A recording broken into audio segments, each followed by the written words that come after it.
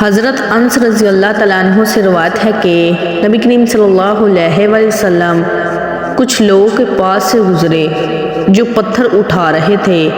آپ صلی اللہ علیہ وآلہ وسلم نے فرمایا، یہ لوگ کیا کر رہے ہیں؟ لوگوں نے کہا کہ یہ پتھر اٹھا کر سختی، قوت، مضبوطی حاصل کرنا چاہتے ہیں۔ نبی کریم صلی اللہ علیہ وآلہ وسلم نے فرمایا، کیا میں تمہیں اس سے بھی قوت والی یا مضبوط چیز نہ بتلاؤں؟ یا اسی طرح کی کوئی بات کہی۔ وہ شخص جو غصے کے وقت اپنے آپ کو قابو میں رکھتا ہے وہ سب سے زیادہ قوت والا اور مضبوط ہوتا ہے۔ مغرب کی نماز کے بعد کچھ لوگ عشاء کی نماز کا انتظار کر رہے تھے۔ آپ صلی اللہ علیہ وآلہ وسلم تشریف لائے۔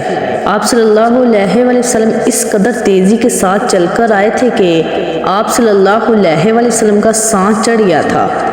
آپ صلی اللہ علیہ وآلہ وسلم نے فرمایا، تم کو بشارت ہو، تمہارے پروردگار نے آسمانوں کا ایک دروازہ کھول کر فرشتوں کے سامنے تم کو پیش کیا اور بطور فخر فرمایا، دیکھو میرے بندے ایک نماز ادا کر چکے ہیں اور دوسری نماز کا انتظار کر رہے ہیں۔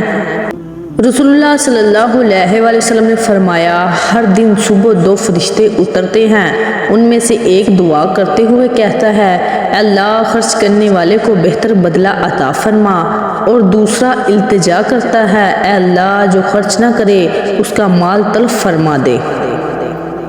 حضرت ابو ہریرہ رضی اللہ تعالیٰ عنہ سے مروی ہے کہ رسول اللہ صلی اللہ علیہ وآلہ وسلم نے ارشاد فرمایا، میری امت میں ایسے لوگ بھی ہوں گے جنہوں نے مجھے ظاہری طور پر نہیں دیکھا ہوگا مگر میرا دیدار انہیں اپنے مال و اہل ویال سے بڑھ کر محبوب ہوگا۔